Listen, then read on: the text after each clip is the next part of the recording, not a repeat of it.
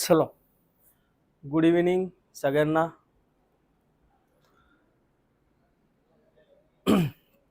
एक 5 minute late झाले, परंतु चला, दुसरं लेक्चर असल्यामुळे थोडंसं लेट झालं होतं.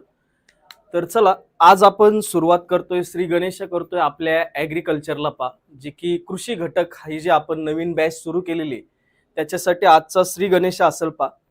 फक्त एवढं एक लक्षात ठेवा, थोडासा मला ह्या गोष्टी अगोदर तुम्हाला ब्रीफमध्ये सांगावं लागतील की लेक्चर हे तुमचे जे असतील एक 45 ते 50 मिनिटाचेच आम्ही घेत जाणार आहे. याचं कारण असं की तुमचा सिलेबस कंप्लीट करण्याचं जे काम असेल ते आमच्यावर असेल पा. त्याच्यात कुठलीही दिरंगाई केली जाणार नाही. फक्त एवढंच आहे की तुम्ही इंटरॅक्शन जे असेल ते तुमचं आणि आमचं चांगलं असलं पाहिजे. कारण मी पण AFO जी बॅच एकच घेतो वर्षात, याचं कारण असं की त्या बॅचमध्ये प्रॉपर तुमचा सिलेबस झाला पाहिजे. याच्यासाठी लेक्चर जे असतील ती लेंथ मी व्यवस्थित ठेवतो, कारण तुम्ही एंगेज तसे राहिले पाहिजे. दुसरी एक महत्वाची गोष्ट ती म्हणजेच काय की लेक्चरमध्ये कुठलाही जास्त टाइमपास होणार नाही, हे माझं स्वभाव आहे. म्हणून मी तुम्हाला सांगतो अगोदरच की बऱ्याच जण असं वाटत असतं की सर जोक या सगळ्या गोष्टी माझ्याकडे जास्त चालत नाही, त्या मी करत नाही. याच्यामुळे पहिल्यांदाच अगोदर सांगतो की बाबा आपल्याला जे की महत्वाचं हे की आपलं सिलेक्शन, आपल्याला कृषी सेवक व्हायचंय, तर मग आपल्याला सिलेक्शन जर पाहिजे असेल तर ह्या कॉम्पिटिटिव्ह एक्झाम्स आहेत. तर या कॉम्पिटिटिव्ह एक्झामची जर आपण जर तयारी करत असो तर तेवढी डिसिप्लिन आणि तेवढी शिस्त आपल्यामध्ये असली पाहिजे. ठीक, तर त्याच्यामुळे ही जी बॅच असेल एकदम प्रॉपर पद्धतीने तुम्हाला तिथपर्यंत घेऊन जाईल पा. जे काय तुमच्या नोट्स असतील या सगळ्या गोष्टीबद्दल मी जे काय तुमचे इन्स्ट्रक्शन असतील त्या दिलेल्या आहेत पा, की ज्या तुमच्या नोट्स असतील त्या तुमच्या ॲपमध्येच लेक्चर झाल्यानंतर खाली लगेच तुमची नोट्स पडली जाईल पा. ती नोट्स तुम्ही तिथंच तिथल्या तिथं वाचू शकतात पा. दुसरी महत्वाची गोष्ट ते म्हणजे तुमचं जे काही लेक्चर्स असतील त्या लेक्चरचा टायमिंग ह्या 2 दिवसात आम्ही फिक्स करतोय. तो एक तर 7 किंवा 6 ह्या 2 पैकी असेल आमच्या याच्यानुसार, की तुम्हाला शक्यतो रात्री, कारण बरेचसे मुलं हे काम करत असतील किंवा कुठेतरी जॉब करत असतील, की डिप्लोमाची मुलं आहेत, त्याच्यामुळं काही बाहेर जरी काम करत असले तर त्यांचा पण विचार तिथं केला जाईल. म्हणून टायमिंग थोडासा संध्याकाळचा असेल पा.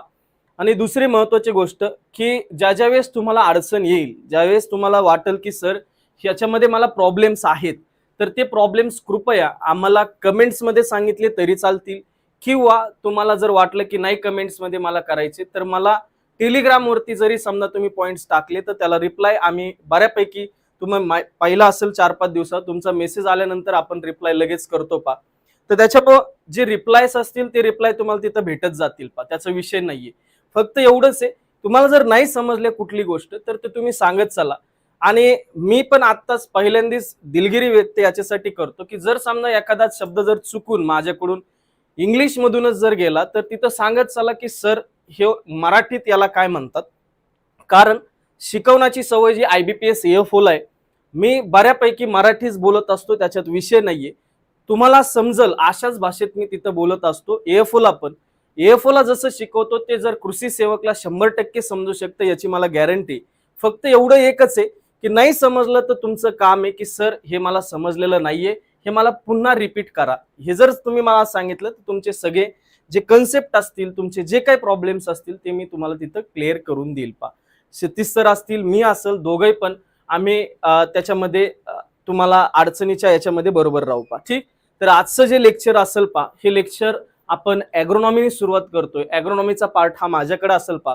ॲग्रोनॉमी करत असताना तुम्हाला एकदम बेसिक पासून ते हाय लेवल पर्यंत घेऊन जाण्याची जबाबदारी ही माझी असेल. दुसरी महत्वाची अजून एक गोष्ट, आज मी जो व्हिडिओ टाकलाय पा, महाविस्तार AI चॅटबोट, कृपया नोट्स टेलिग्राम ग्रुपला भेटतील का सर? टेलिग्राम ग्रुपला ऋषिकेश नोट्स नसतील, हे फक्त पेड मुलांसाठीच आहे. कारण त्या नोट्स जर बाहेर गेल्या तर आम्ही एवढी मेहनत घेऊन कंटेंटचा प्रॉब्लेम्स होतो. त्याच्यामुळे नोट्स ह्या फक्त आणि फक्त ॲपमध्ये दिसतील पा, हे लक्षात ठेवा. नोट्स टेलिग्रामवरती टाकल्या जाणार नाही. हा, जर तुमचा करंट अफेअरचा व्हिडिओ जर असेल तर 100 तुम्ही कोणते सब्जेक्ट घेणार आहात. ज्या बऱ्यापैकी शुभम सर, आम्ही जास्त सब्जेक्ट हे माझ्याकडे असतील आणि सतीश सरांचे असे हाफ हाफ डिवाइड करतोय आम्ही. ते तुम्हाला उद्या मी लिस्ट टाकून देईल पा, सतीश सर कोणते सब्जेक्ट घेतील आणि मी कोणते सब्जेक्ट घेईल पा. बऱ्यापैकी मेजर जे सब्जेक्ट असेल ते मी घेण्याचा प्रयत्न करणार आहे. सतीश सरला विचारून डिस्कशन करून आज रात्री किंवा उद्या सकाळपर्यंत तुम्हाला व्यवस्थित लिस्ट टाकली जाईल की सतीश सर कोणत्या विषयाला असतील आणि मी कोणत्या विषयाला असेल. या दोन्ही गोष्टी तुम्हाला तिथं क्लिअर होऊन जातील आज किंवा उद्यापर्यंत. दुसरं जे की मी करंट अफेअर्सचं बोलत होतो, जे की मी करंट अफेअर्स मी AFO ला सुद्धा करंट अफेअर्स युट्यूबला घेतो. तर युट्यूबला जे काही करंट अफेअर्स असेल तुम्ही घ्या सर मेजर सब्जेक्ट, हा मेजर सब्जेक्ट मी घेईल त्याचा विषय नाहीये. परंतु प्रॉब्लेम हा आहे की बाबा सर सतीश सर जे असतील यांच्याकडे जे कृषी सेवक जे असेल पा याच्यामध्ये बऱ्यापैकी एक्सपिरियन्स हा त्यांना जास्त आहे. तर याच्यामध्ये तुम्ही फक्त एक काम करत चालायचं की ज्या वेळेस तुम्हाला नाही समजलं तरी मी पण आहे ते पण आहे पा, मी पण आहे आणि ते पण आहे, त्याच्यामुळे त्याच्यात काही विषय नाही. करंट अफेअर्सच्या बद्दलचं मी बोलत होतो की IBPS AFO ला सुद्धा मी जे करंट अफेअर्स घेतो ते करंट अफेअर्स युट्यूबला असते बऱ्यापैकी. करंट अफेअर्स जे असेल ते तुमचं सुद्धा बऱ्यापैकी हे युट्यूबला पडलेलं असेल, परंतु त्याची जी नोट्स असेल ती तुमच्या ऍपमध्ये असेल, ते लेक्चर पण तुमच्या ऍपमध्ये लावलं जाईल. परंतु कृपया जे मी संकल्प ऍग्रिकल्चर ह्या युट्यूब चॅनलवरती मटेरियल टाकल कृपया ते पाहत चला, कारण ते मटेरियल खूप इम्पॉर्टंट असेल. असेच तुमचे व्हिडिओ तिथं बनवलेले आहेत. तुम्हाला ही पण गॅरंटी सांगतोय मी की जे मागचे कन्सेप्ट सिरीज मी सुरू केलेली AFO साठी ती जरी समजा तुम्ही पाहून घेतली, जरी तुम्ही डिप्लोमाचे असतील तरी सुद्धा ती समजण्यालायक मी बोललेलो आहे मराठी. त्याच्यामुळे तुम्ही बिंदासपणे तिथं करू शकता, बिंदासपणे. कन्सेप्ट आपल्याला एक लक्षात ठेवा, आपल्याला सिलेक्ट व्हायचंय, आपल्याला इथं काय PhD करायची नाही, क्वेश्चन्स ओरिएंटेड आपल्याला राहायचंय, हे पहिलं लक्षात ठेवा. विनाकारण फापट पसारा करण्यापेक्षा आपण जर लिमिटेड जर गोष्टी जर केल्या तर तुम्हाला तिथपर्यंत सहजासहजी जाता येतं.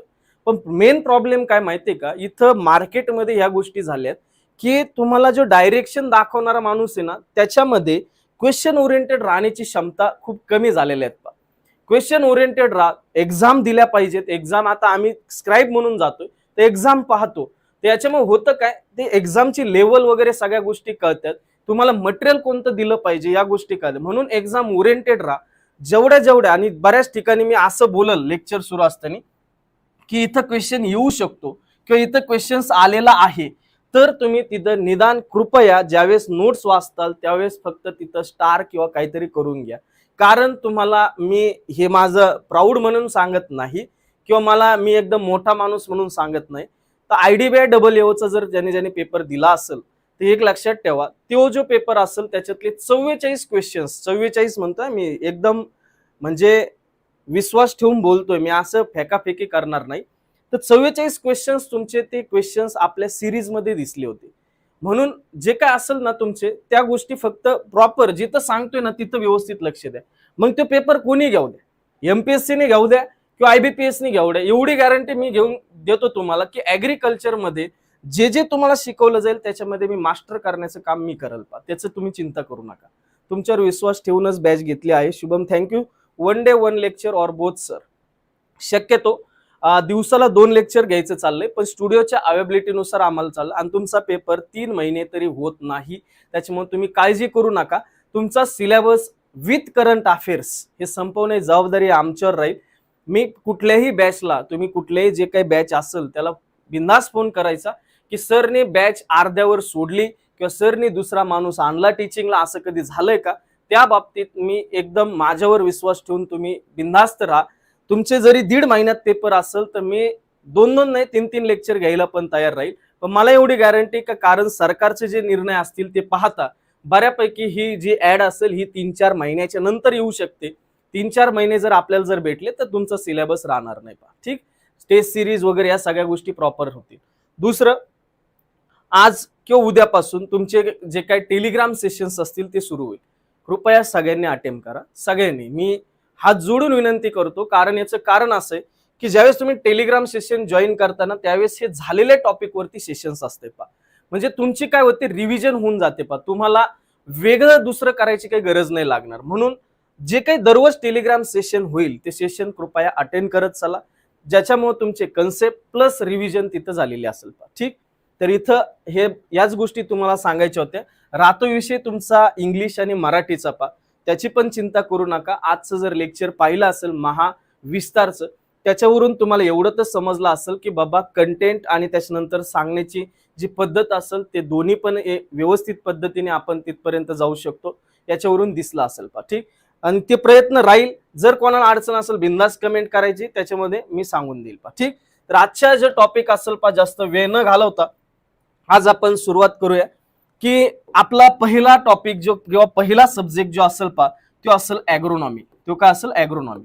आता एक लक्षात ठेवा, ॲग्रोनॉमी ज्यावेळेस आपण स्टडी करत असतो, ज्याला तुम्ही कृषी शास्त्र म्हणतात ज्यावेळेस ॲग्रोनॉमीचा आपण स्टडी करू त्यावेळेस एक लक्षात ठेवायचं, त्याच्यामध्ये आपण हिस्ट्री पासून सुरुवात करतो.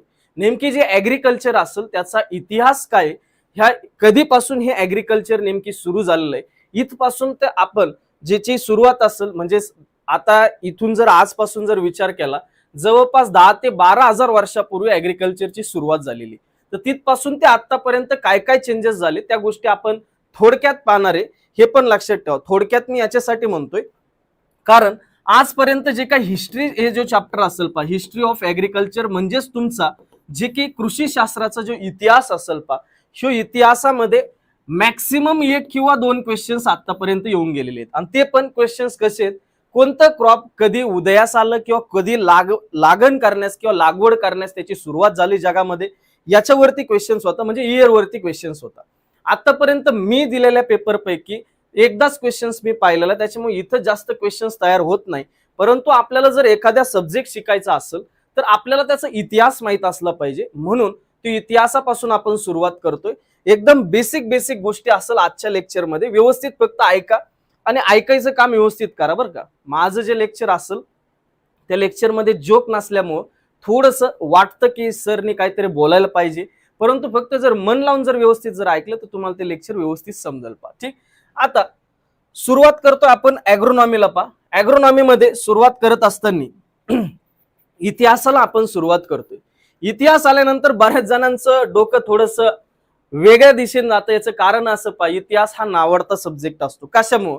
त्याच्यात 2-3 शब्द असतात इ स पू असं काहीतरी असते किंवा इसवी सन पूर्व, इसवी सन नंतर असे शब्द असतात आणि याच्यामध्ये पाठ करणं एवढी सोपी गोष्ट नसते. म्हणून इतिहास आपल्याला पहिल्यापासून थोडासा बोर सब्जेक्ट वाटत असतो. बरोबर, 1857 कुठं सर, ते नंतर ते दांडी यात्रा आणि या गोष्टी आपण तिथं करत बसत नाही, कारण तेवढं बोरिंग सब्जेक्ट आपल्याला ते वाटत असतो. पण इथं काय आपल्याला त्याच्यात पडायचं नाही, आपल्याला फक्त माहिती घ्यायची की ॲग्रिकल्चर नेमकी सुरुवात कधी झालं आणि त्याच्यामध्ये जे क्रॉप्स असतील म्हणजे जे पिकं असतील यांची लागवड कधी सुरुवात झाली, या गोष्टी आपल्याला पाहिजेत आता इतिहास समजून घेताना 2 शब्द अतिशय महत्वाचे असतील, ते म्हणजे इसवी सन पूर्व आणि त्याच्यानंतर इसवी सन नंतर इसवी सन पूर्व आणि इसवी सन नंतर म्हणजे हे काय असतं सर? इंग्लिश मध्ये जर पाहिलं त्याला बीसी आणि ईडी असं म्हटलं जातं इथपासून आपण सुरुवात करणार आहे. इथपासून आपण सुरुवात करणार झालं असं की तुम्ही जर इतिहासात जर गेले, हे जे इसवी सन पूर्व किंवा इसवी सन नंतर किंवा बीसी किंवा ईडी याची सुरुवात कशी झाली. आता जर जगामध्ये जर सगळ्यात जास्त जर मोठा धर्म जर पाहिला तर तो कोणता आहे? तर तो ख्रिश्चन आहे. तो कोणता आहे? ख्रिश्चन आहे. ख्रिश्चन मध्ये जे भगवान मानले जातात ते म्हणजेच आपल्याला सर्व धर्म समभाव आहे, हे लक्षात ठेवा बरं का. मी इथं जर बोललो असेल काही नजर चुकीने तर ते समजून घ्या. जे काही तुमचे भगवान असतील ख्रिश्चन धर्मामध्ये ते येशू ख्रिस्त आहे येशू ख्रिस्त आहे, येशू ख्रिस्त मानले जातात. बरोबर. आता हे बीसी आणि एडी हे नेमकी काय असते? बीसी म्हणजे बिफोर ख्रिस्त, एडी म्हणजे ॲनो डॉमिनिपा. आता जे भगवान मानले जातात येशू ख्रिस्त हा सगळ्यात मोठा धर्म मानला जातो. यांच्यानुसार, यांच्या जन्मानुसार एक कॅलेंडर तयार केलेलं आहे ते कॅलेंडर सगळ्या जगभरात आपलं वापरलं जातं. तसं पाहिलं तर कॅलेंडर सगळ्यात जुनं आपलं आहे. आपला अगोदर असतो पंचांग होता आपला. हे पंचांग सगळ्यात जुनं आहे, पण आपण त्याला वापरत नाही. आपण इंग्लिश कॅलेंडर म्हणजे जे काही येशू ख्रिस्तांच्या जन्मानंतर जे बनलेले कॅलेंडर्स असतील ते आपण वापरतो. आता बीसी किंवा ईडी किंवा इसवी सन पूर्व किंवा इसवी सन नंतर काय असतं? आता ज्यावेळेस तुमचं जे काही ॲग्रिकल्चर असेल हे स्टार्ट झालेलं आहे 7500 वर्षापूर्वी. कधी? 7500 वर्षापूर्वी. येशू ख्रिस्तांचा जन्म झाल्याच्या अगोदर 7500 वर्ष, 7500 वर्ष. येशू ख्रिस्तांचा जन्म जर समजा आज झाला, इथून पाठीमागे 7500 वर्ष ॲग्रिकल्चरची सुरुवात झालेली. मग जे येशू ख्रिस्त असतील येशू ख्रिस्त जे असतील, हे येशू ख्रिस्तांचा ज्या दिवशी जन्म झाला किंवा ज्या इयरला जन्म झाला ते इयर समजलं जातं 0. ते इयर कोणतं समजलं जातं? 0. पेपरला हे विचारणार नाही, पण हे आपल्याला माहित असलं पाहिजे म्हणून मी सांगतो. ते येशू ख्रिस्तांचा ज्या दिवशी जन्म झाला ते म्हणजे 0 इयर समजलं जातं पहा, 0 इयर समजला. त्याच्या अगोदरचे जे काही वर्ष असतील म्हणजे ते ज्या दिवशी जन्माला आले त्याच्या अगोदर काय माणसं नव्हते का? त्याच्या अगोदर काय तुमचे शेती नव्हती का? त्याच्या अगोदरही शेती होती, त्याच्या अगोदरही माणसं होते. मग ते जे अगोदरचे वर्ष असतील त्या वर्षांना म्हटलं जातं बीसी म्हणजेच बिफोर ख्रिस्त, आणि त्याच वर्षांना मराठीमध्ये म्हटलं जातं इसवी सन पूर्व. काय म्हटलं जातं? इसवी सन पूर्व म्हटलं जातं. लक्षात आलं? बीसी म्हणजेच तुमचा बिफोर ख्रिस्त, ख्रिस्तांचा जन्माच्या अगोदरचे वर्ष. अगोदरचे वर्ष याच्या अगोदर 7500 वर्ष ऍग्रिकल्चरची सुरुवात झाली, म्हणजेच ऍग्रिकल्चरला सुरुवात तिथं झालेली होती पा. बरोबर. आता याच्या नंतरचे जे वर्ष असतील म्हणजे येशू ख्रिस्त जन्मले त्याच्यानंतर हे जे वर्ष असतील याला लावलं जातं एडी. म्हणजेच एडी म्हणजेच काय? अॅनो डोमिनी. अॅनो डोमिनी हे एक लॅटिन वर्ड आहे पा. याचा अर्थ होतो in the year of A Lord. म्हणजेच जे काही भगवान असतील त्या भगवान जे असतील पा यांच्या नंतरचे वर्ष पा, याचा एडीचा अर्थ होतो पा. आता याच्या नंतरचे जे वर्ष आता सुरू आहे 2025, ते झाल्यापासून ते आतापर्यंत 2025 वर्ष, 2025 वर्ष झालेत. हे लक्षात ठेवा, 2025 वर्ष सुरू. आता इथं तुमचा 2025 आलं, इथं 2024 आलं, असे तुमचे इयर्स असतात, असे तुमचे इयर असतात. म्हणजे याच्यातून आपल्याला एवढंच सांगायचं होतं मला की जे काही येशू ख्रिस्त असतील यांच्या अगोदरच्या वर्षाला, जन्माच्या अगोदरच्या वर्षाला बीसी लावलं जातं, नंतरच्या वर्षाला तुमचं एडी लावलं जातं. म्हणजेच मराठीत इसवी सन पूर्व असतं आणि इसवी सन नंतर असतं पा. एवढं लक्षात ठेवा. दुसरी महत्वाची गोष्ट, मी ज्याप्रमाणे तुम्हाला सांगितलं की ऍग्रिकल्चरची जी सुरुवात झाली ती 7500 वर्ष बिफोर ख्रिस्त, येशू ख्रिस्तांचा जन्म व्हायच्या अगोदर 7500 वर्षे पा. मग मला एक सांगा, इथं उत्तर द्या मला थोडस. तुम्ही सायन्सचे जरी डिप्लोमा असेल तर सायन्स त्याच्यामध्ये येतंय, जरी तुमची डिग्री असेल तर सायन्स तुमचं येतंय पा. सायन्सचे विद्यार्थी तुम्ही मला सांगा, जर समजा हे 7500 वर्षापूर्वी जर ऍग्रिकल्चर जर स्टार्ट झालं असेल, 7500 वर्षाचे ऍग्रिकल्चर स्टार्ट झाले, मग इथले जे काही मानव असतील ते कोण असतील रे? ते असतील प्रिमिटिव्ह मॅन. काय असतील? Primitive man. म्हणजे काय सर? प्रिमिटिव्ह मॅन म्हणजे आदी मानव. आदी मानवांनी ती सुरुवात केली. आपल्यासारखे माणसं तर तिथं नसतील. आपल्यासारखे माणसं असतील की एवढे मॉडर्न माणसं तितके त्या जमान्यात असतील का? नसतील. मग हे कोण असतील? तर हे असतील आदी मानव. हे कोण असतील? आदी मानव. हे आदी मानवांनी ऍग्रिकल्चर सुरुवात केलेली असेल. बरोबर. आदी मानवांनी ऍग्रिकल्चरची सुरुवात केली असेल. आता दुसरी महत्वाची गोष्ट, मी तुम्हाला 2 गोष्टी सांगतो, त्याच्यामधून मला सांगा की एक कोणती बरोबर असेल. जसं की आपण कथा ऐकत होतो पा, दंतकथा वगैरे आपण म्हणतो पा, आपण ऐकतो पा, जुन्या माणसाने आपल्याला सांगतात, आपण लहान असताना त्याच्यावर विश्वास पण ठेवतो.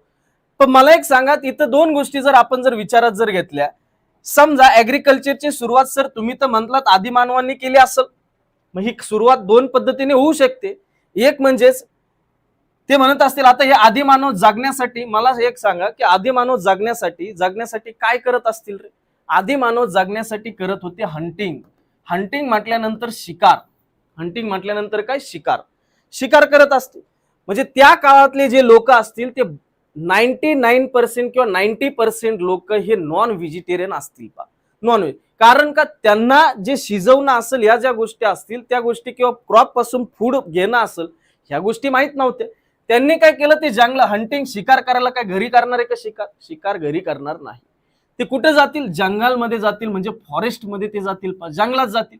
जंगलात गेल्यानंतर ते त्यांच्या मदतीने, ते कुत्रे असतील, जे काय त्यांच्याकडे हत्यार असतील, त्याच्या मदतीने एखाद्या प्राण्याचं काय करत होते?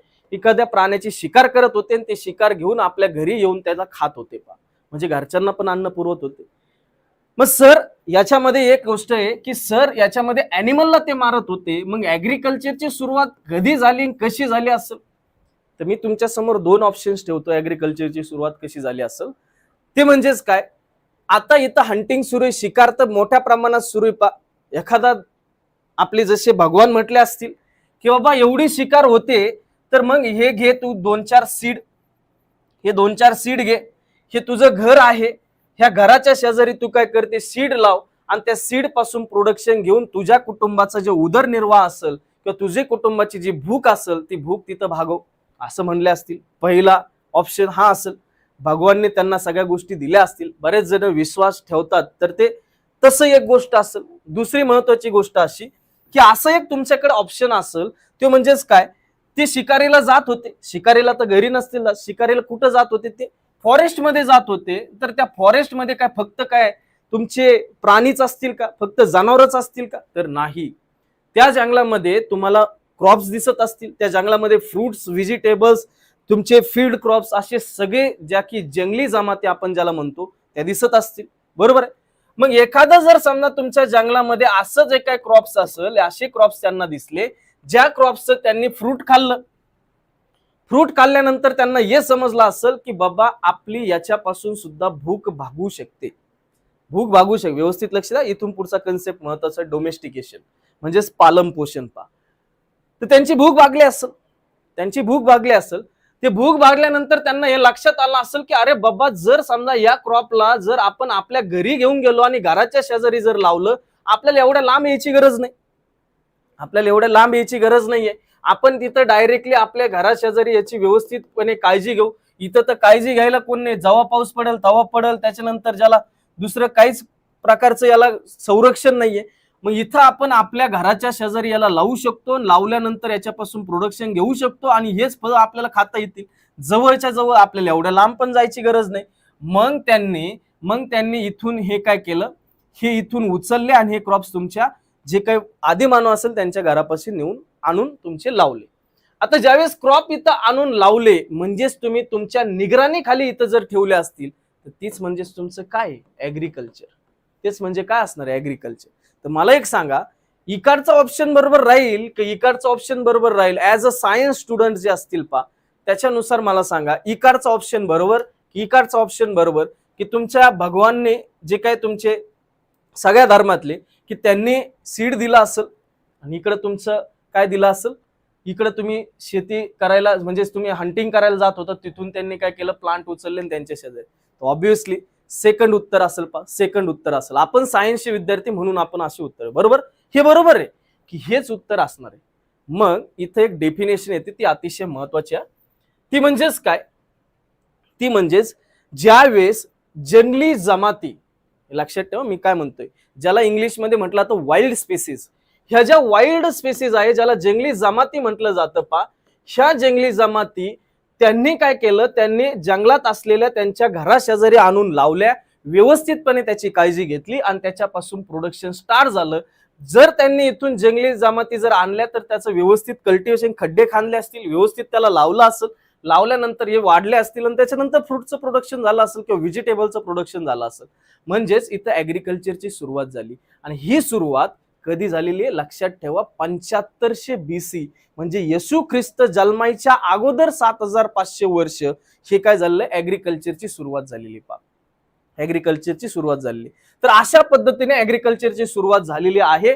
फक्त इथं एक लक्षात ठेवायचं आपल्याला, एवढं सगळं सांगण्याचं कारण असं, ते म्हणजेच काय, 75व्या वर्षी आपली ऍग्रिकल्चरला सुरुवात झाली. अजून एक गोष्ट, तुमचं जे जंगलातून जे काय तुमच्या व्हरायटी, जे काय हे जाती होत्या किंवा ज्याला प्रजाती म्हणू, जमाती नाही प्रजाती म्हणू, ह्या प्रजाती जे असतील तुम्ही तुमच्या घराशेजारी आणून लावल्या, ह्याला म्हटलं जातं डोमेस्टिकेशन. हे लक्षात ठेवा बरं का, डोमेस्टिकेशन एक लक्षात ठेवायचं. याला काय म्हटलं जाईल, डोमेस्टिकेशन म्हटलं जाईल पा. डोमेस्टिकेशन म्हणजे नेमकी काय सर, डोमेस्टिकेशन म्हणजेच तुमचं पालन पोषण, पालन पोषण, हे लक्षात ठेवा. तुम्ही काय म्हणताय डोमेस्टिकेशनच्या डेफिनेशन मध्ये, ज्या वेळेस तुमच्याकडे असलेल्या वाईल्ड स्पीसीज, जंगलातल्या असलेल्या ज्या प्रजाती असतील, त्या ज्या प्रजाती होत्या त्या आणल्या आणि तुमच्या घराशेजारी तुमच्या निगराणीखाली ठेवल्या, त्याला मी काय म्हणल, डोमेस्टिकेशन म्हणल, म्हणजेच त्याला पालन पोषण म्हणल. आणि ही जी मेथड आहे, ही जी डोमेस्टिकेशन पद्धत किंवा ही जी प्रोसेस आहे, ही प्रोसेस क्रॉपच्या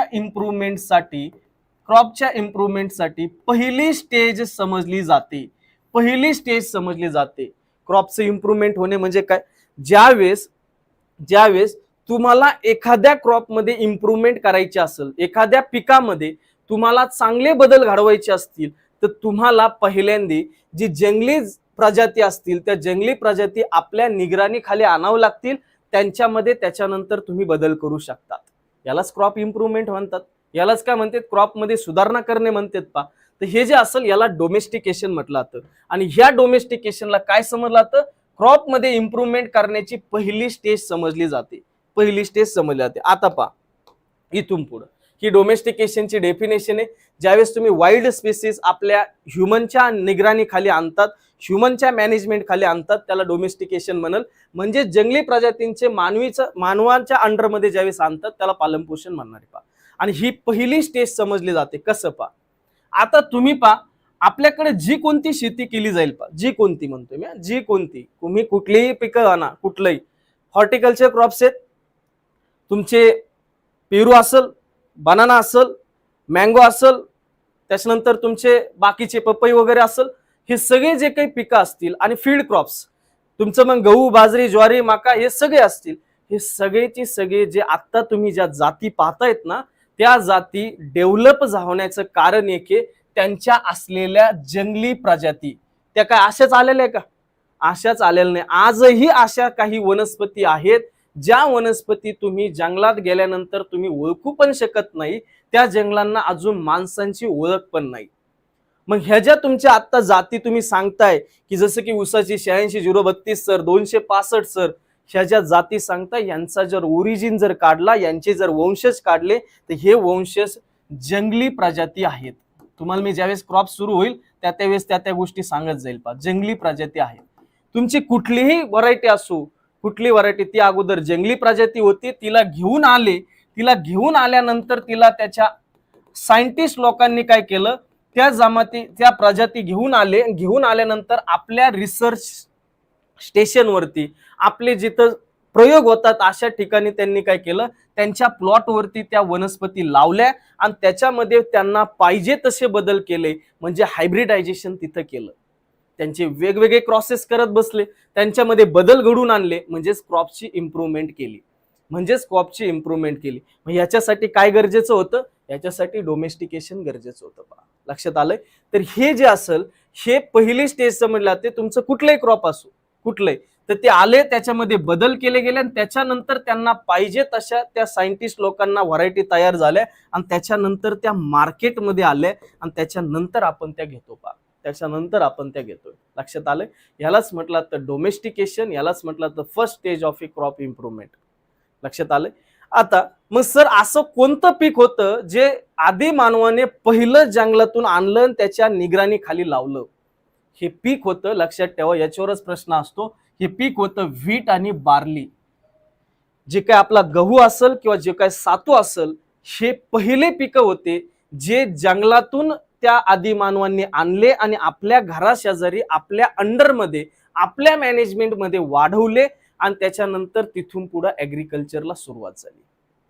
लक्षात आले. हे पहिले पिकं कोणते होते याच्यावर प्रश्न विचारला जाईल. व्हीट आणि बार्ली म्हणजेच तुमचं गहू आणि त्याच्यानंतर सातू, हे 7500 वर्ष बिफोर ख्रिस्त म्हटल्यानंतर येशू ख्रिस्तांच्या अगोदर हे पिकं जंगलातून आणले गेले आणि ते त्यांच्या निगराणीखाली लावले गेले. ही झाली पहिली ऍग्रिकल्चरला सुरुवात. कोणते पिकं होते? गहू आणि त्याच्यानंतर सातू. याच्यानंतर 4400 वर्ष, 7500 वर्षापूर्वी, 7000, आता हे कसं असतंय, हे मध्ये 0, इथं येशू ख्रिस्त जन्मले, इकडं असेल 7500 वर्ष, कमी कमी होत चालते, इथं येईल 600, इथं येईल 200, इथं येईल 100, असं.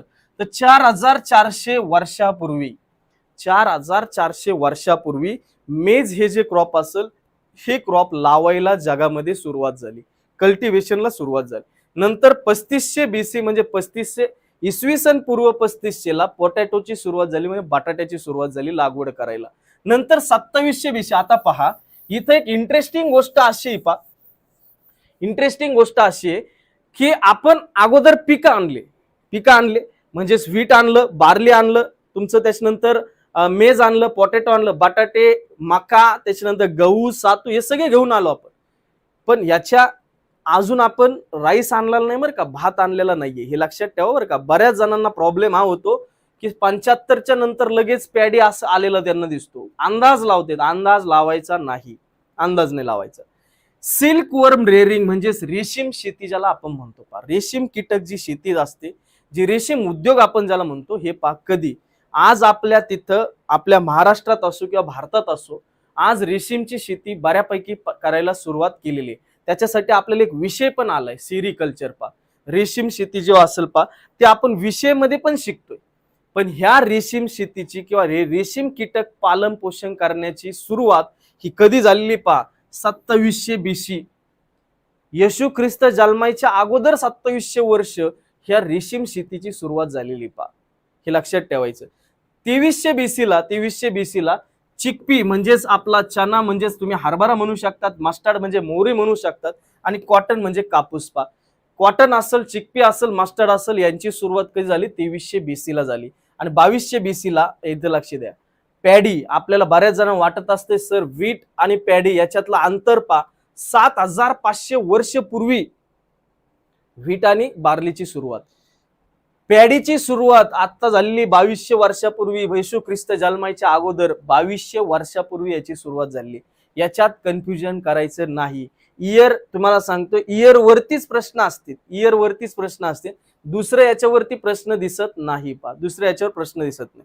तर कापूस असेल, मोहरी असेल, चिकपी असेल, यांची सुरुवात ही 2300 BC ला झाली. 2200 BC ला तुमच्या भाताच्या शेतीची सुरुवात झाली पा, भाताच्या शेतीची सुरुवात झाली. ठीक, इथपर्यंत क्लिअर आहे? सगळ्याला समजतंय का बाबांनो? कमीच फक्त बडबड करतोय? समजतंय सगळ्यांना? पटकन समजतंय का? व्यवस्थित समजतंय? डिप्लोमा वाले असेल तर डिप्लोमा वाल्याला समजतंय का? काही प्रॉब्लेम नाही? डिप्लोमा वाले समजतंय ना सगळ्या गोष्टी? ऍग्रिकल्चर AF वाल्यांना तर काही प्रॉब्लेम नाहीये पा, पण डिप्लोमा वाल्याला समजतंय ना सगळ्यांना व्यवस्थित? ठीक आहे, यस सर म्हणताय. चला पुढे जाऊया. आता हे पिकं पाहिले. अजून आपले काही पिकं आहेत जे महत्वाचे पिकं आहेत पा. फिंगर मिलेट, ज्याला आपण रागी पण म्हणू, ज्याला आपण नाचणी पण म्हणू पा. आता 1800 BC म्हणजेच येशू ख्रिस्तांच्या जन्माच्या अगोदर 1800 वर्षापूर्वी नाचणी म्हणजेच तुमची रागीला फिंगर मिलेटला सुरुवात झाली होती पा. आणि त्याच्यानंतर 1725 वर्षापूर्वी स्वर्गमची सुरुवात झाली, म्हणजेच तुमची ज्वारीची सुरुवात झाली पा. 1400 पूर्वी शुगर केन, हे अतिशय महत्वाचं क्रॉप राहिला. हे कमर्शियल क्रॉप आहे बाबांनो, त्याच्यामुळे लक्षात ठेवावं लागेल. शुगर केन म्हणजे जे ऊसाची लागवडीला सुरुवात जगामध्ये पहिल्यांदा कुठं कधी झाली? तर 1400 BC. कधी? 1400 BC ला झाली पा. दुसरं 1500 ED. आता इथं पा ED आलं. 1500 ED म्हणजेच येशू ख्रिस्तांच्या जन्माच्या नंतर, येशू ख्रिस्तांच्या जन्माच्या नंतर 1500 वर्षापूर्वी पोमोग्रेनेट म्हणजे डाळिंब, ब्रिंजल, वांग आणि ऑरेंज संत्री, हे सगळ्यांची सुरुवात येशू ख्रिस्तांच्या नंतर झाली. म्हणजे एवढं तर आपण कॉमन सेन्स लावू शकतो, येशू ख्रिस्तांच्या जन्माच्या अगोदर आपले जे पारंपरिक जे पिकं आपल्याला दिसतात, म्हणजे जे फील्ड क्रॉप्स ज्याला म्हणतो पा, ज्वारी, बाजरी वगैरे वगैरे, ह्या सगळे पिकं येशू ख्रिस्तांच्या जन्माच्या अगोदरचे. थोडं जर प्रश्न आला तर डोकं लावू शकतो. आणि ऑप्शन इलिमिनेशन खूप महत्वाचं असतं बरं. अभ्यास कमी राहू द्या, पण ऑप्शन इलिमिनेशन नुसार तुम्ही त्या प्रश्नाच्या उत्तरापर्यंत पोहोचू शकतात, हे लक्षात ठेवा. मग ते असे आपल्याला संबंध लावता आले पाहिजे की येशू ख्रिस्तांच्या नंतर बऱ्यापैकी हे हॉर्टिकल्चर क्रॉपला सुरुवात झालेली असणार. तर येशू ख्रिस्तांच्या नंतर डाळिंब, वांग, त्याच्यानंतर संत्री. तुमचे 1600 ED ला, 1600 वर्षापूर्वी म्हणजेच येशू ख्रिस्तांच्या नंतर, येशू ख्रिस्त ज्या दिवशी जन्मले त्याच्या नंतर 1600 वर्षानंतर तुमचं ग्राउंडनट म्हणजे हरभरा, tomato, potato, tobacco, chillies, rubber, pineapple हे भारतामध्ये आले. हे लक्षात ठेवा, हे अतिशय इम्पॉर्टंट असेल, अतिशय. आता इथे एक थोडासा गोंधळ आहे. कसा पा? 1600 वर्षापूर्वी, 1600 वर्षानंतर, इसवी सन जे काय तुमचे येशू ख्रिस्त जन्मले त्याच्यानंतर ग्राउंडनट हे भारताचं पीक नाही. ग्राउंडनट.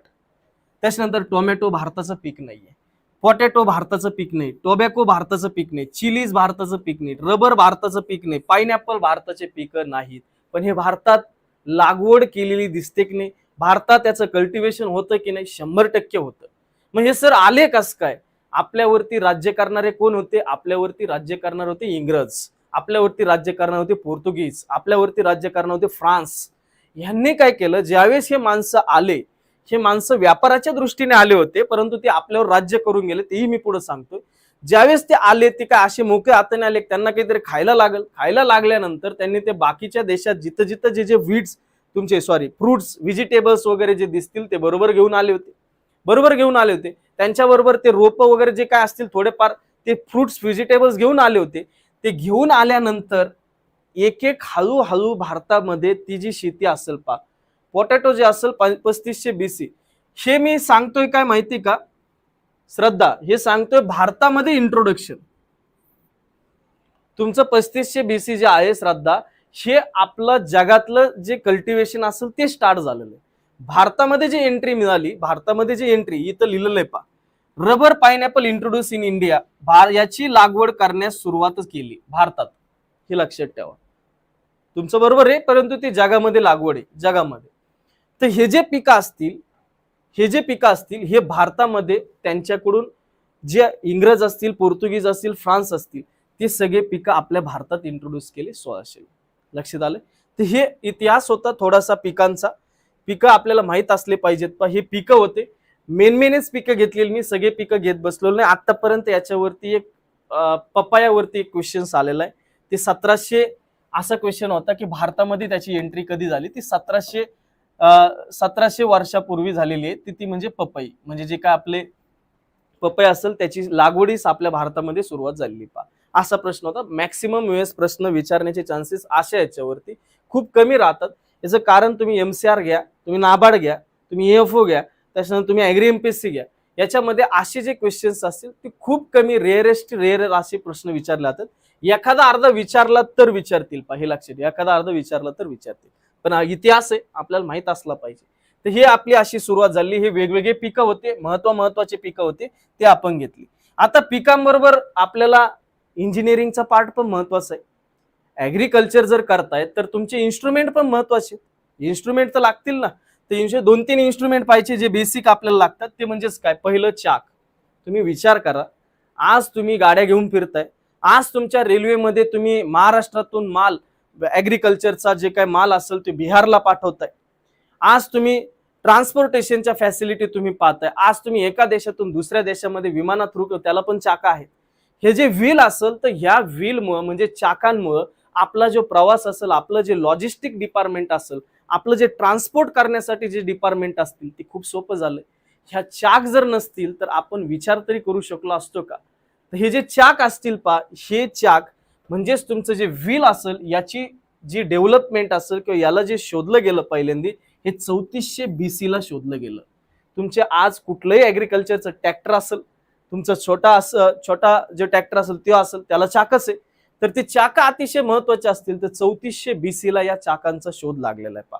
त्याच्यानंतर अतिशय महत्वाचं, जी शेती केली गेली 7500 वर्षापूर्वी ही जी शेती केली गेली, ह्याच्यामध्ये जी पहिल्यांदा काहीच नसणार आहे. पहिल्यांदा त्यांनी हाताने थोडस बाजूला केली असेल माती, त्याच्यात लावून दिला असेल जसं आपण पारंपरिक करतो तशा पद्धतीने. याच्यानंतर बरेचसे दिवस गेल्यानंतर येशू ख्रिस्तांच्या जन्माच्या अगोदर 2900 वर्ष हे प्लो जो असेल, म्हणजे जे नांगर असेल जे आपण पाहतोय आज, वेगवेगळ्या प्रकारचे नांगर आपण पाहतोय आज, ती डेव्हलपमेंट आहे त्या इन्स्ट्रुमेंटमध्ये.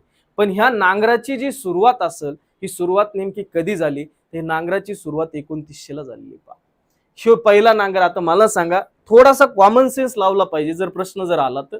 प्लो जो असेल म्हणजे नांगर जो असेल, हा नांगर 2900 BC ला सुरुवात झालेली याची. हा लाकडी असेल की लोखंडी असेल, लाकडी असणार आहे. पहिले ते स्टार्टिंग तर लाकडानेच होणार आहे ना, लोखंडाने होऊ शकत नाही.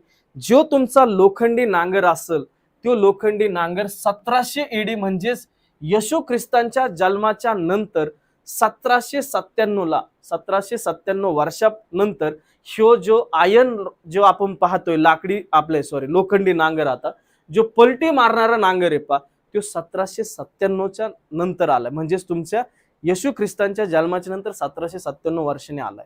लक्षात ठेवा. तर हे आपले थोडेसे इंजिनिअरिंगचा पार्ट होता. इन्स्ट्रुमेंट लागणारे शेती करण्यासाठी, तर ही शेती जी असेल त्याच्यासाठी लागणारे बेसिक इन्स्ट्रुमेंट आहे तर हे यांची सुरुवात इथं झालेली पुढं ऍनिमल्स पण आपल्याला महत्वाचे आहेत ऍनिमल्स, प्राणी पण आपल्याला महत्वाचे आहेत प्राणी. काय वेगळा ग्रुप आहे का टेलिग्राम सेशन साठी? नाही, तोच ग्रुप आहे तोच सोमनाथ, तोच ग्रुप आहे.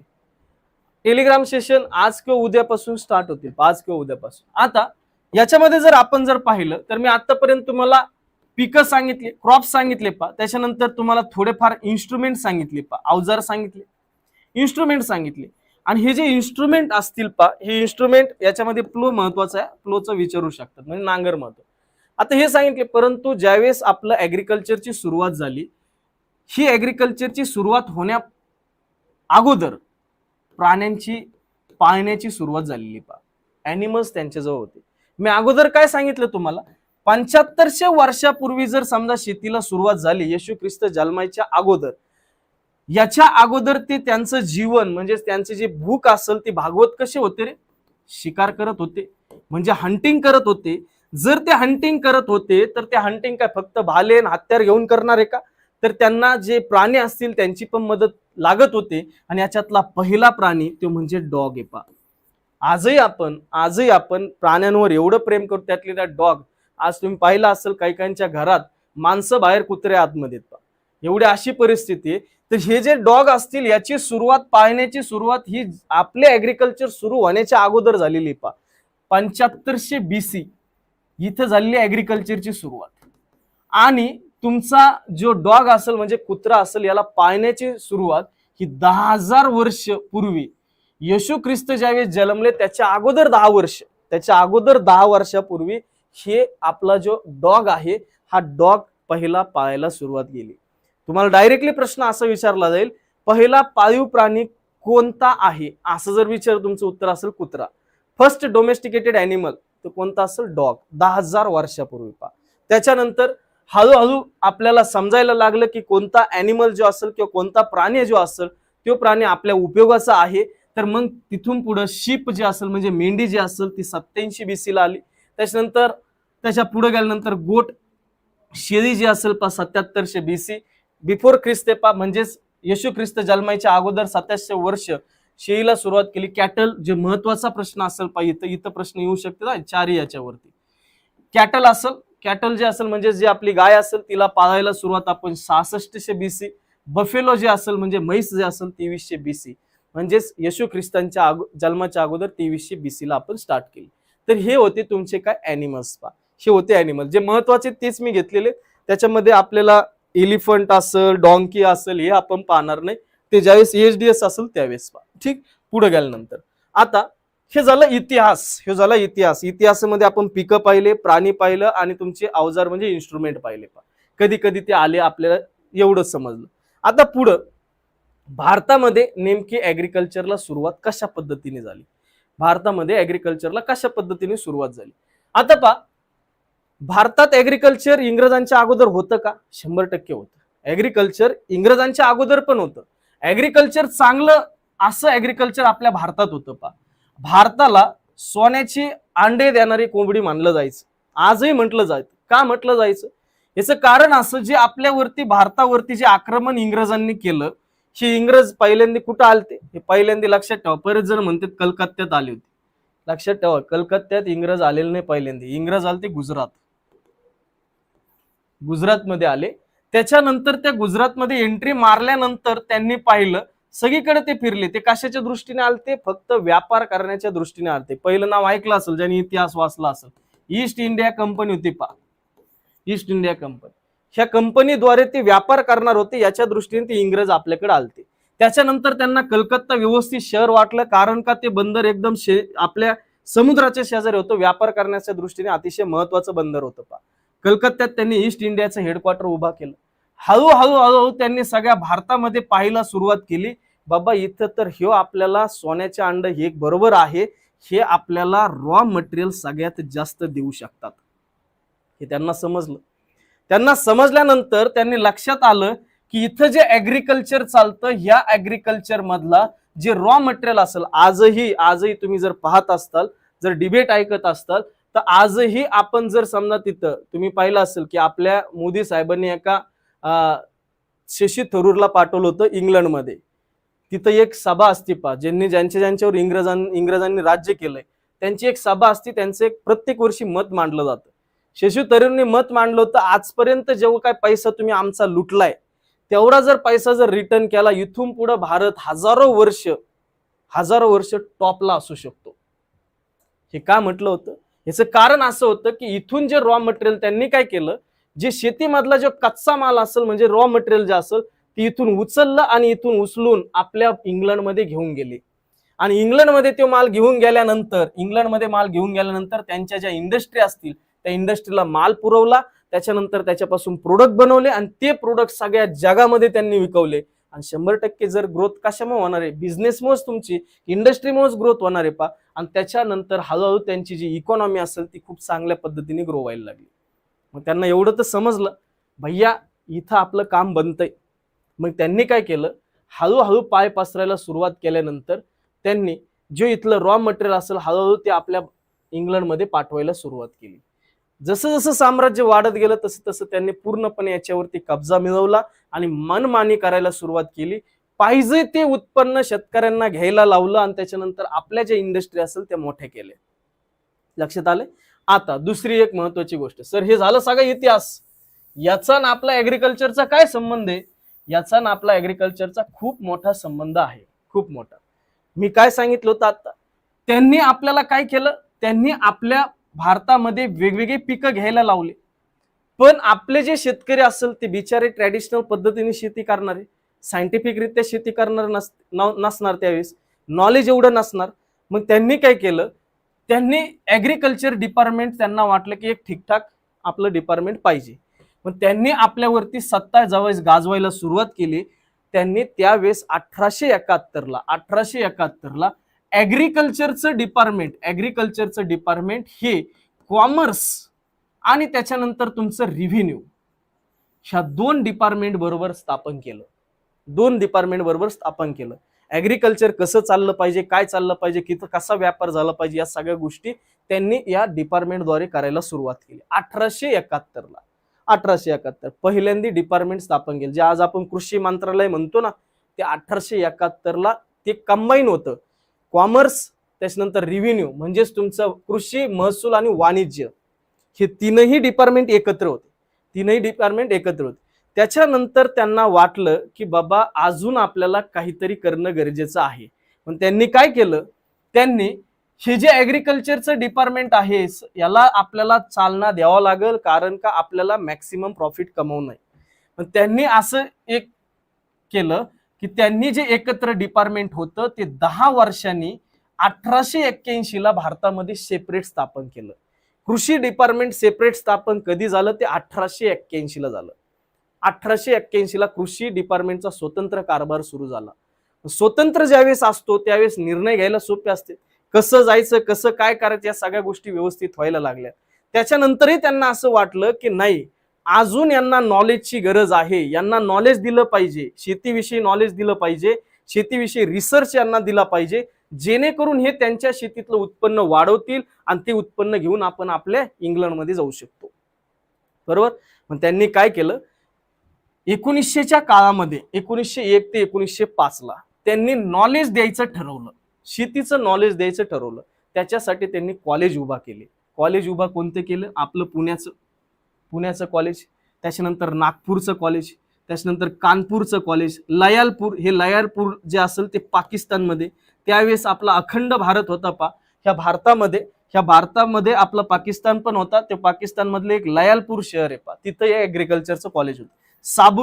साबूर कॉलेज असेल हे बिहार मधलं कॉलेज आहे आता एवढे सगळे जे काही 6 कॉलेजेस असतील, या 5 वर्षाच्या काळामध्ये भारत देशामध्ये वेगवेगळ्या ठिकाणी त्यांनी काय केलं, उभा केले आणि त्याच्यातून काय करायला लागले, नॉलेज द्यायला सुरुवात करायला लागली. शेती कशी करायची जे आपण शिकतोय ना आज, ते त्यांनी 1900ला ओळखलं होतं.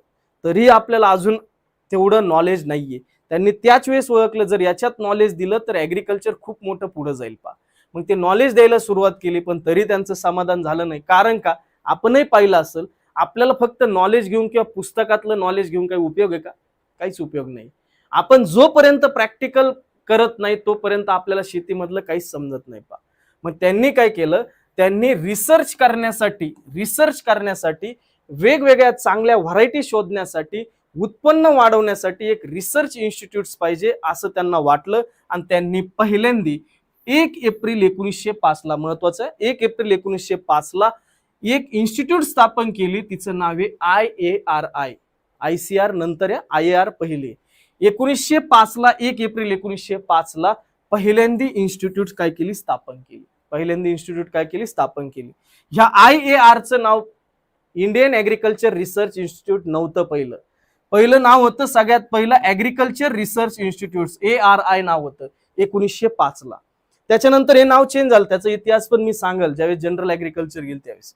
हे जे नाव असेल हे नाव 1946 ला बदललं, मध्ये 1919 काय 11 पण बदललेलं ते नाव इम्पेरियल झालं. मध्ये आयचा अर्थ त्यांनी इम्पेरियल केला होता, इंडियन नव्हतं. ज्यावेळेस आपल्याला स्वातंत्र्य भेटण्याची वेळ जवळ आली 1946 ला, त्यावेळेस त्या इम्पेरियलचं नाव आपण केलं इंडियन ऍग्रिकल्चर रिसर्च इन्स्टिट्यूट असं नाव केलं. 1 एप्रिल 1905 ला, 1 एप्रिल 1905 ला. ठीक, ही इन्स्टिट्यूट उभा केली. ही इन्स्टिट्यूट उभा केल्यानंतर, संस्था उभा केल्यानंतर रिसर्चचे कामं सुरू झाली. नवीन नवीन सायंटिस्ट, नवीन नवीन व्हरायटी, नवीन नवीन जे चांगल्या प्रोडक्शन देणारे जाती या सगळ्या शोधल्या आणि त्याच्यानुसार सगळ्या शेतकऱ्याला पुरवल्या. वेगवेगळे अवेअरनेस कॅम्पेन केले आणि त्याच्यानंतर हळूहळू उत्पन्न वाढायला लागलं. ते उत्पन्न घेऊन आपलं इंग्लंड आपल्या देशात जायला लागलं.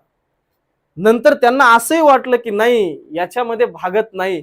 त्यांनी अजून एक रिसर्च इन्स्टिट्यूट स्थापन केली. त्या इन्स्टिट्यूटचं नाव आहे ICAR, जे की तुम्ही एकदम अपेक्स बॉडी मानली जाते ऍग्रिकल्चर मध्ये भारतात. ती स्थापन केली 16 जुलै 1929. हा प्रश्न AFU ला विचारलेला आहे. 1929 ला ही स्थापन झाली आणि तिचं नाव सुद्धा पहिल्यांदा इम्पेरियलच होतं. आयचा अर्थ इम्पेरियल होता, पण हे सुद्धा नाव 1946 ला बदललं गेलं आणि ते नाव ICAR म्हणजे Indian council of agriculture research असं नाव ठेवण्यात आलं. ती स्थापन झाली 1929 ला. हे स्थापन त्यांनी आपल्यासाठी केलेल्या नव्हत्या, त्यांच्या फायद्यासाठी केलेल्या इन्स्टिट्यूट स्थापन केलेल्या इन्स्टिट्यूट्स या. पण आजही भारतामध्ये जे काही रिसर्च चांगल्या व्हरायटी चालल्या जातात, त्या व्हरायटी या 2 इन्स्टिट्यूट्स मधून चांगल्या बाहेर पडतात. त्यांचं योगदान खूप मोठं आहे. पण इंग्रजांनी जे स्थापन केले, त्या स्थापन केलेल्या इन्स्टिट्यूट्स ह्या त्यांच्यासाठी होत्या, ना की आपल्यासाठी. हे लक्षात ठेवा. तर हे आपला भारतातला इतिहास आहे. ऍग्रिकल्चरला नेमकी सुरुवात कधी झाली. ठीक, आता याच्या पुढे गेल्यानंतर हे भारतातला इतिहास झाला. आता आपल्याला ऍग्रिकल्चर वरती यायचंय. शेवटची स्लाइड आहे ऍग्रिकल्चर वरती यायचंय. आता ऍग्रिकल्चर जे असेल हे ऍग्रिकल्चर म्हणजे नेमकी काय, तर ऍग्रिकल्चर म्हणजे कृषी हे जे शब्द असेल हा नेमकी कसा तयार झालाय. कृषी शास्त्र ज्याला आपण म्हणतो कृषी शास्त्र, हे नेमकी शब्द कसा तयार झालाय ऍग्रिकल्चर. तर हा एक लॅटिन वर्ड होता. लॅटिन वर्ड आहेत 2. हे लॅटिन वर्ड म्हणजेच याच्यातला ऍग्री हा वर्ड आहे ऍग्री. लॅटिन वर्ड आहे, लॅटिन भाषेतला एक वर्ड आहे ऍग्री. त्याचा अर्थ होतो फील्ड किंवा सॉइल. आणि कल्चर हा सुद्धा एक लॅटिन वर्ड आहे, ज्याचा अर्थ होतो ग्रोईंग किंवा कल्टिवेशन. म्हणजे जर मराठी समजून घ्यायचं, कृषी शास्त्र, कृषी जे असेल हा एक लॅटिन वर्ड आहे. म्हणजेच तो एक लॅटिन वर्ड आहे, त्याचा अर्थ होतो शेत किंवा क्षेत्र, शेती किंवा क्षेत्र. आणि शास्त्र याचा अर्थ होतो वाढवणे किंवा लागवड करणे, सोपन साधन. मग ऍग्रिकल्चर म्हणजे काय, याच्यातून लगेच कळतं ऍग्रिकल्चर म्हणजे काय. तर ऍग्रिकल्चर म्हणजेच तुम्ही असं म्हणू शकतात की जे तुमची शेती असेल त्या ठिकाणी पिकांची लागवड करणे म्हणजेच काय, ऍग्रिकल्चर, सोपन साधन. जे तुमचं कृषीशास्त्र म्हणजे काय, थोडक्यात जे तुमचं शेती असेल किंवा जे काही तुमच्याकडे क्षेत्र असेल त्याच्यावरती जी पिकाची लागवड केली जाते किंवा वाढवलं जातं त्यालाच तुम्ही कृषीशास्त्र म्हणणार आहे, सिंपल भाषेत.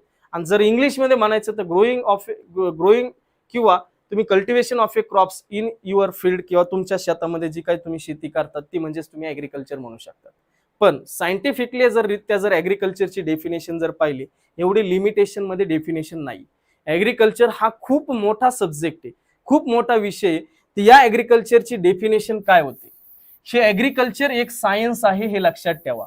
एक काय सायन्स आहे, एक विज्ञान आहे, एक कला आहे.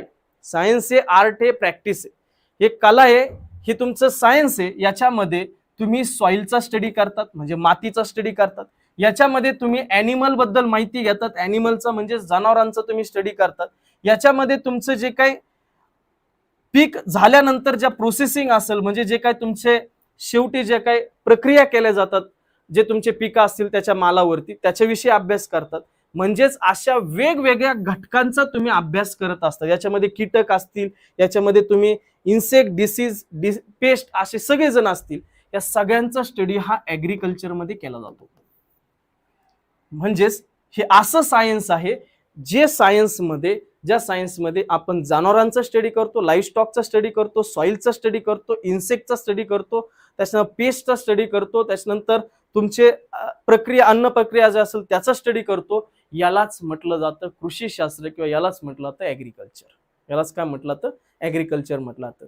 तर हे ॲग्रिकल्चरची सुरुवात अशा प्रकारे होती. मला वाटतंय की तुम्हाला बऱ्यापैकी हे टॉपिक समजला असेल. इथं आपण थांबणार आहे. तर याच्यामध्ये आपण काय काय पाहिलं, तर याच्यामध्ये काय लक्षात ठेवताल ते पण पहा.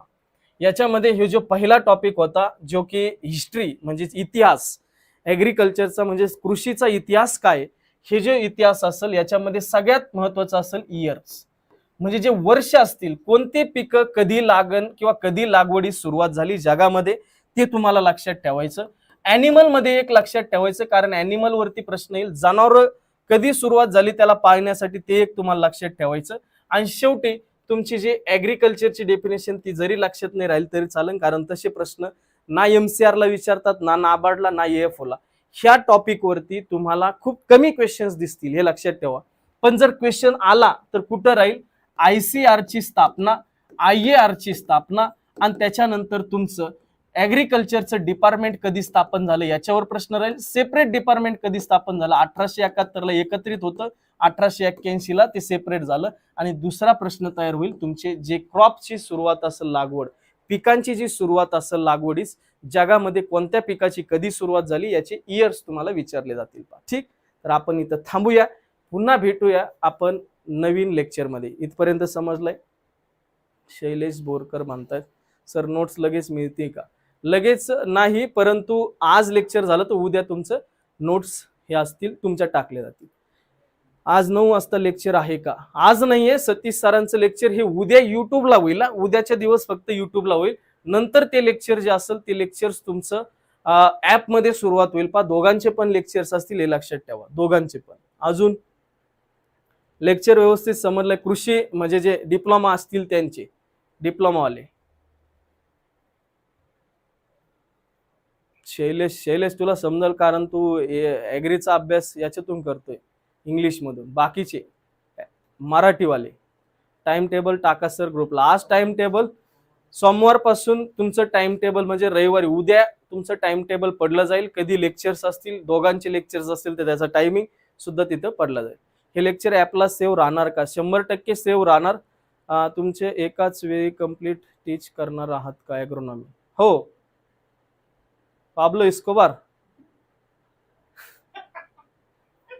अरे बाबा कोण आहे तो? आम्हाला नाव वाचायला सुद्धा भीती वाटायला लागली आता.